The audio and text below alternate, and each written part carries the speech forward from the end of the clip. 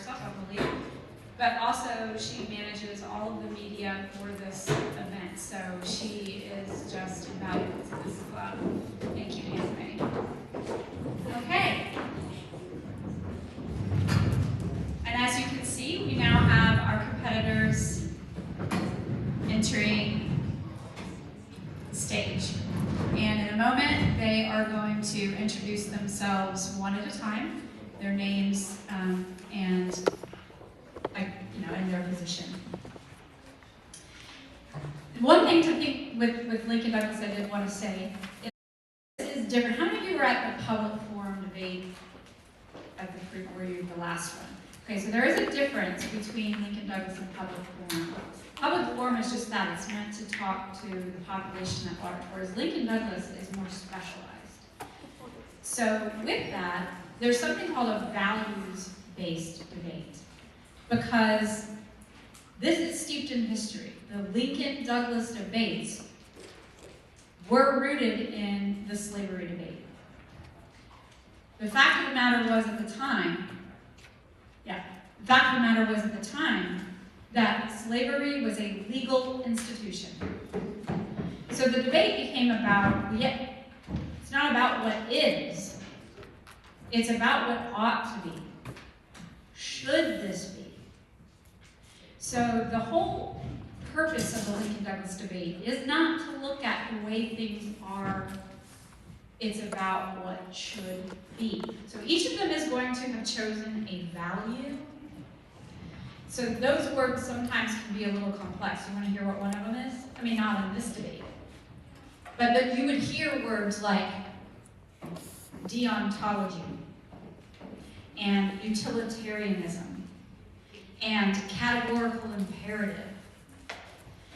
You're going to hear things like the social contract theory, things that are really specialized in governmental and philosophical history. So now in this debate, this is a debate that is about what is just versus unjust. So you may not hear any of the words that I just said. But in some Lincoln Douglas debates, those may be the words you hear. So I just want you to be aware of that, not let that throw you. Are we ready, teams? Good? You guys each have a microphone? Yes? No? Okay. So I'm going to let them introduce themselves now. And again, please be respectful of all of their efforts. My name is Kendall Starks, and I'm a member. My name is Satcher, and I'm a member. My name is Jocelyn Jackson, and I'm also a member. I'm Erin Slaughter, and I'm a member. I'm David Baker, I'm a member. I'm Seawell, and I'm a member.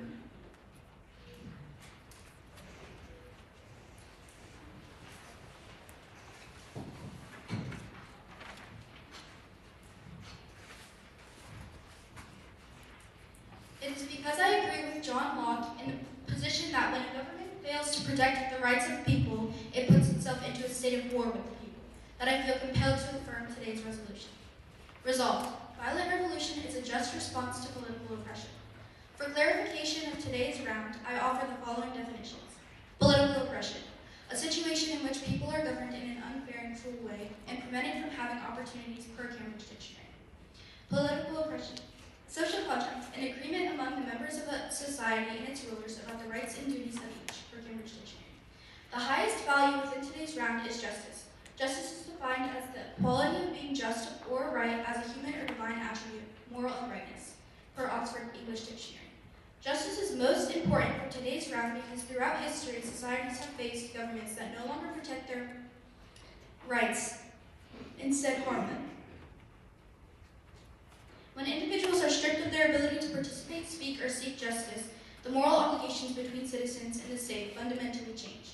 While opponents may argue that violence is always wrong or that nonviolence is preferable, this ignores situations where peaceful options are eliminated entirely.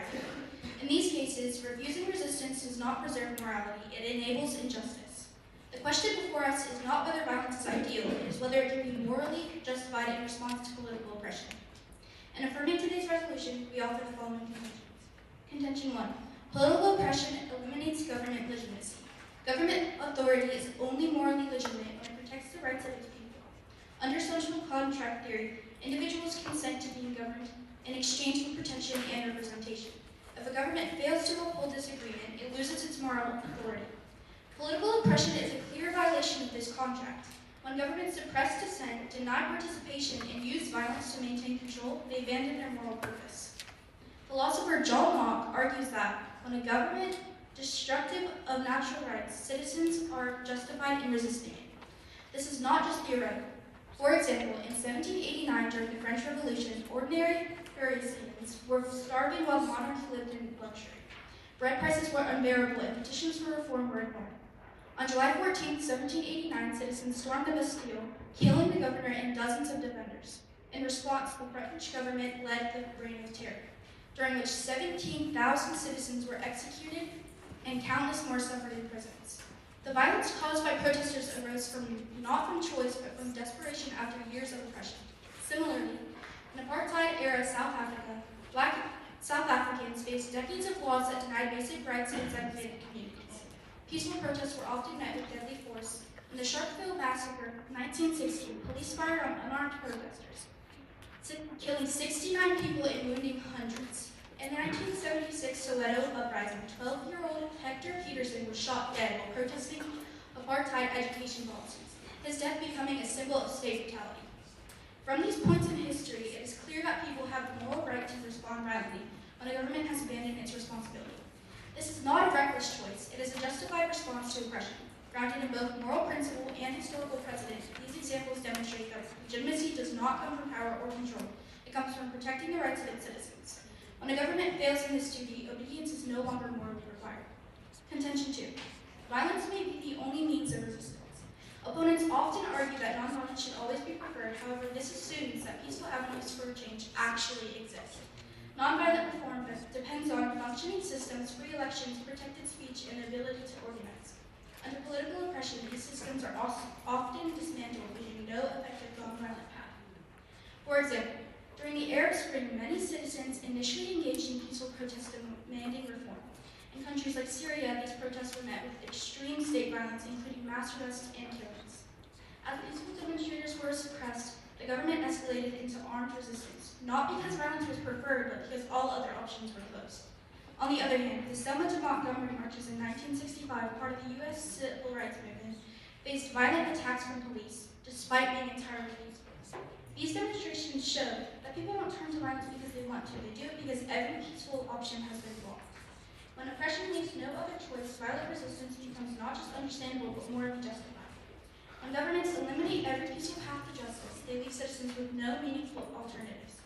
Moral theory does not require people to endure indefinite oppression simply because resistance might involve force. To deny revolution is to demand that oppressed populations accept permanent injustice with no possibility of change. Conclusion. Political oppression destroys the moral legitimacy of governments and eliminates peaceful avenues for change. In these conditions, violence is not chosen lightly, it becomes necessary. Historical examples and moral reasoning both show that citizens have the right to resist oppressive governments when all other options fail. For these reasons, I affirm that violence is a just and morally justified response to political oppression. The affirmative rests.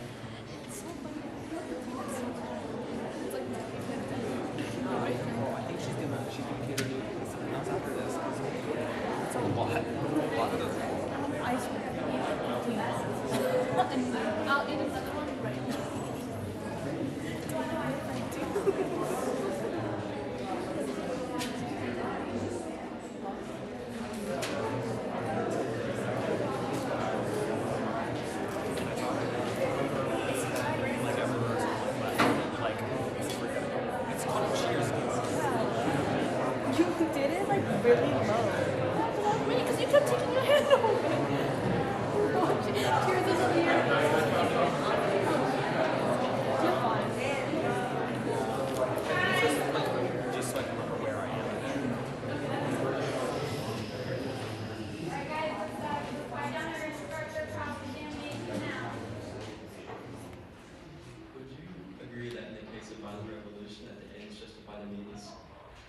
Most definitely.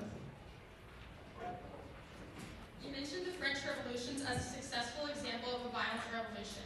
Are you aware that following the French Revolution, there was the Reign of Terror from Robespierre, and after that, it caused Napoleon Bonaparte to seize control over the entire country and become an imperial dictator? This led to years of dictatorship. For sure, I'm most definitely aware of the events that followed the French Revolution, but it was morally justified for the French people to want to take over their government. It's the government of the people, and it's most definitely justified for them to want to revolt, especially against the level of oppression that they were facing and the starvation. The French Revolution was a largely destabilizing event, and if it's an ineffective form of revolution, then how can you argue that's just? We argue that it's just because of the starvation of the people and the complete disregard of the upper class. But it was unsuccessful. Would you say that violent revolutions remove oppressors from power and put power into the hands of the people? Most of the time, yes. Thank you.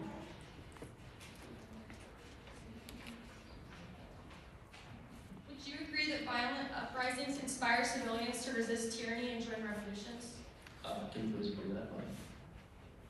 Would you agree that violent uprisings inspire civilians to resist tyranny and join the revolution? Most definitely, violent uprisings encourage the people to take part of what they believe is right and what they believe is free. Thank you. My final question is, do you think that to dismantle an unjust system, that violent revolution is the absolute only possibility? Whenever you're facing the amount of oppression that the French people or other people of different revolutions have faced, such as the Americans, it is sometimes the only option in order to escape from the oppression that the government ensues on people. Thank you. That's all my questions.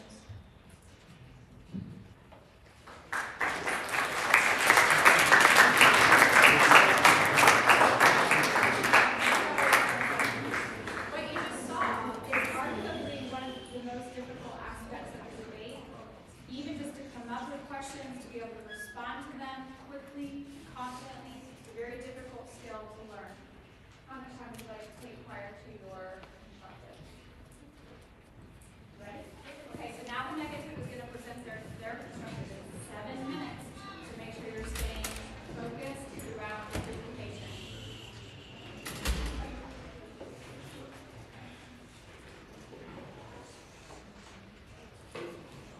In spite of temporary victories, violence never brings permanent peace. It solves no social problem. It merely creates new and more complicated ones.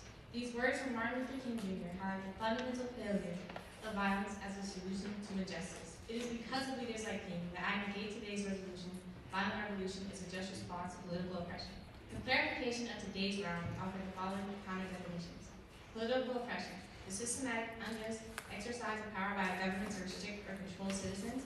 Social justice, the fair distribution of wealth and opportunities within a society. Violent revolution, the use of physical force to overthrow a government. Nonviolent revolution, fundamental political or social change achieved through civil resistance, such as protests, strikes, and boycotts, rather than violence. The highest value within today's round is social justice. Social justice is defined as a fair distribution of wealth and opportunities within a society. Social justice is the ultimate goal of resistance movements. Leaders like Mahatma Gandhi and Rosa Parks demonstrate that lasting justice is best achieved through nonviolence. Thus, a just response to oppression must be the one most likely to achieve social justice. In negating today's resolution, we offer the following contentions. Contention 1. Nonviolent revolutions are more successful. A comprehensive study done by Erin and Marine Study analyzing 323 movements from 1900s to 2006 found that nonviolent campaigns are significantly more effective than violent ones. Nonviolent campaigns succeed 53% of the time, while violent ones only succeed 23% of the time. Additionally, nonviolent campaigns are 10 times more likely to lead to democratic outcomes even when they initially struggle. This success stems from participation. Nonviolent movements attract broader coalitions, including women, elderly, and children, because they involve less risk. An example is Martin Luther King Jr.'s Birmingham demonstrations that involve children during its protest. Broader participation strengthens legitimacy and increases pressure on governments.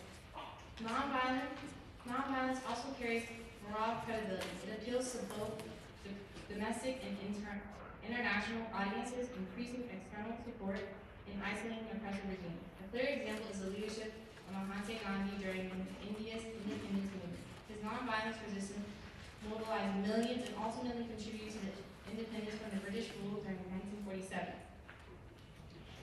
And the purpose of revolution is creating meaningful change. Then the method with higher success rate is a more just one. Violent revolution simply fails too often to meet that goal. Contention 2. Violent revolution reduces public support for the cause. Public support is essential for any successful movement. However, violence consistently undermines that support. Research from Stanford University found that even widely supported groups lose legitimacy when they engage in violence. When protesters use violence, they are perceived as less reasonable and public simply shifts away from them, sometimes even towards a more oppressive regime. In some cases, violence has increased support for the kinds of groups that are being protested against. For example, the French Revolution, a notorious violent uprising of French people against their monarchy, caused the population to support the Jacobin government led by Robespierre to protect their fragile country following the violence. This new government was much more oppressive than the previous government, and it resulted in tens of thousands of people being executed. This demonstrates that violent tactics can directly harm the cause that they intend to solve and oftentimes worsen issues. Without public support, the movement struggled to pressure governments and sustain momentum to democracy. Nonviolent movements, by contrast, maintain legitimacy and attract widespread backing, making them far more effective in achieving change. A strong example is the Steam Revolution in the Baltic states, where peaceful protests and mass participation helped lead to independence from Soviet control. The movement's strength came not from force, but unity and public support. Thus, violent revolution fails to achieve lasting justice, while nonviolent revolutions are more effective and more legitimate.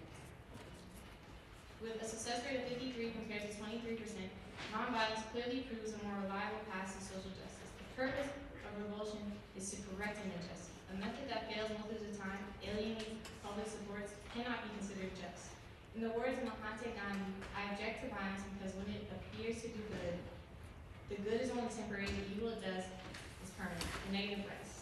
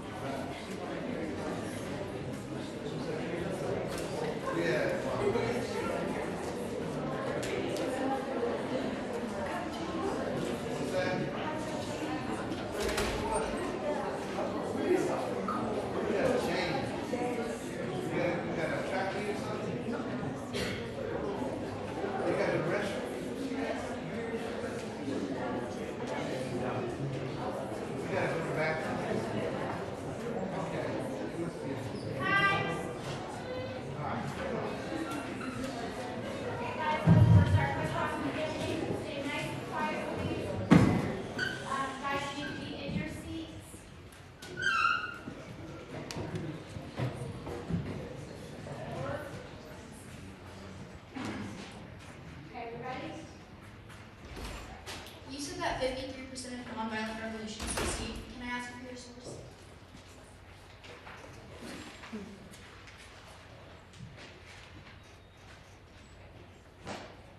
Harvard Kennedy School. Thank you. If the government is systematically oppressing its citizens and suppressing every peaceful form of dissent, what moral obligation remains for the citizens? Are they supposed to simply accept their oppression, or is there room for resistance?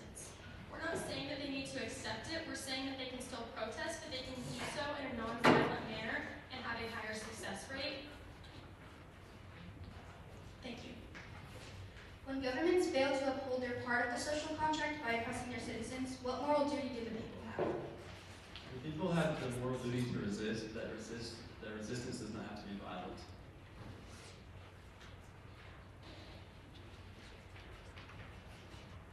Do you agree that this violates the social contract?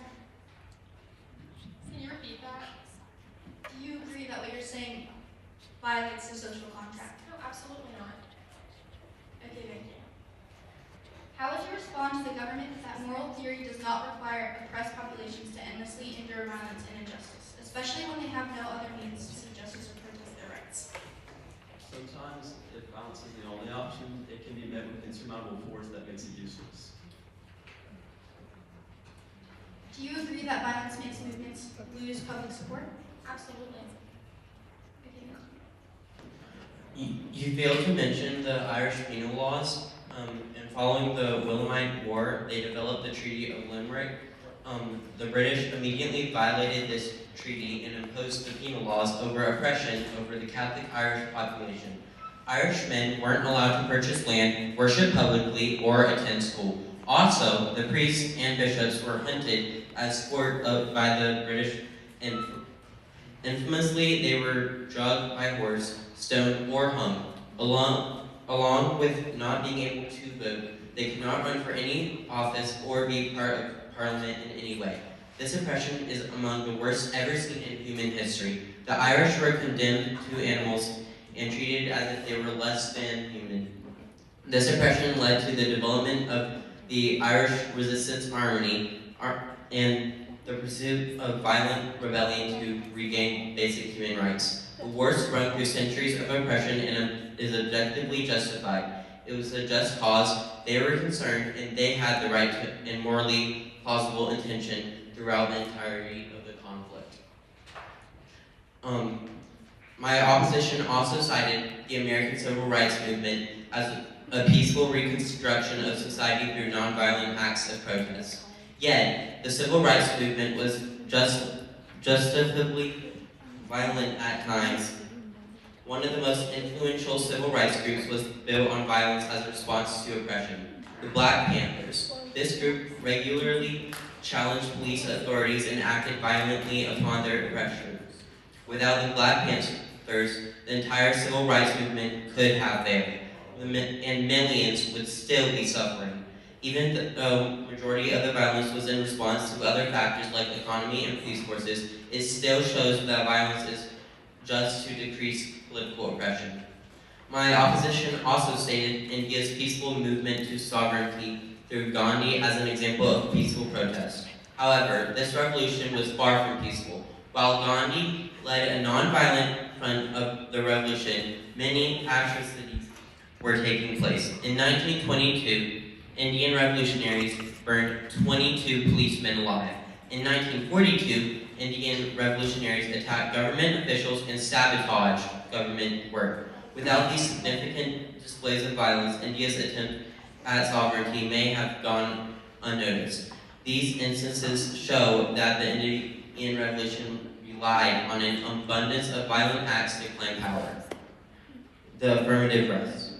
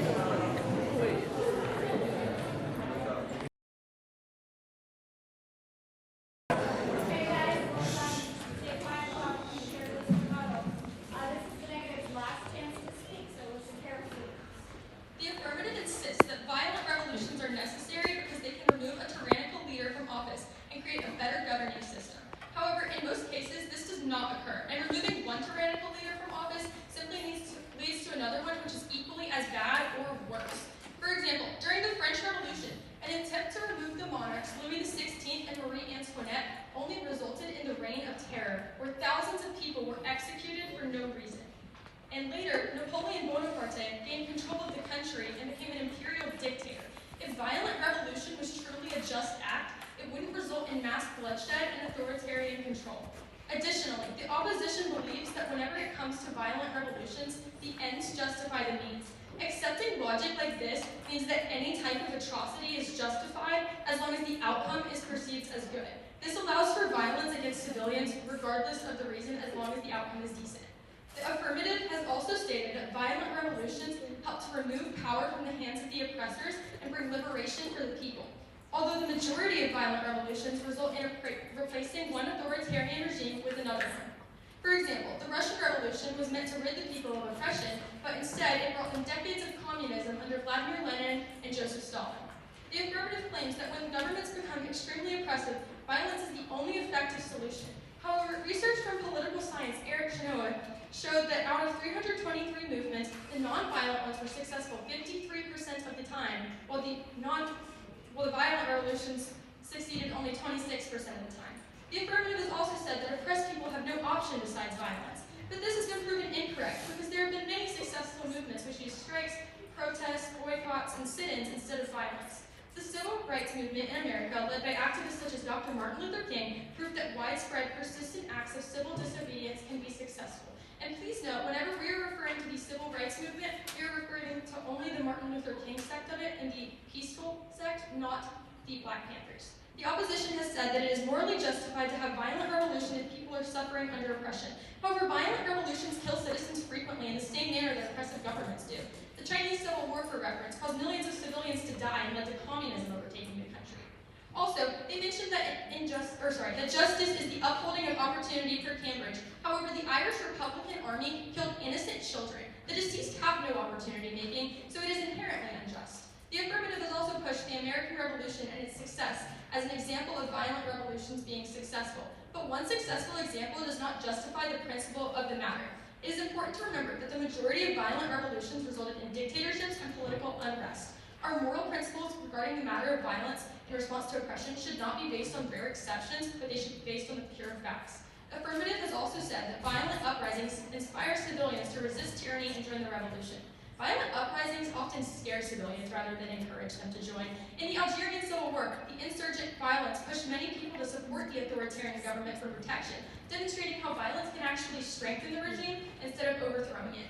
Additionally, non-violent revolutions actually inspire more people to join because it is safer to participate. The opposition also says that when basic human rights are violated, violence is justified. But humanitarian crisis is only worsened by violence. The Yemeni civil war caused famine and displacement of many people, highlighting how violence further causes suffering for civilians. The Affirmative says that violent revolutions empower the oppressed, but they often empower military leaders instead. Following the Cuban Revolution, power was consolidated under Fidel Castro, creating an authoritarian state. The opposition has also contended that to dismantle an unjust system, violent revolution is necessary. Although violent revolutions may dismantle the unjust system, they rarely build a decent replacement. After the Iraq War, the leader was removed from power, but the country continues to face instability and internal violence 15 years later. Oppression must be challenged, but violent revolutions are not a just or sustainable solution. History has proven that violent revolutions lead to instability, suffering of civilians, and new authoritarian regimes replacing old ones, as shown in the Russian Revolution under Lenin and Stalin. In direct contrast, peaceful movements such as the Civil Rights Movement led by Dr. Martin Luther King Jr. achieved major reforms without needing intense violence and war. Violence often worsens the problem it claims to solve. Therefore, it is explicitly clear that violent revolutions cannot be considered a just response to political oppression. The negative rests.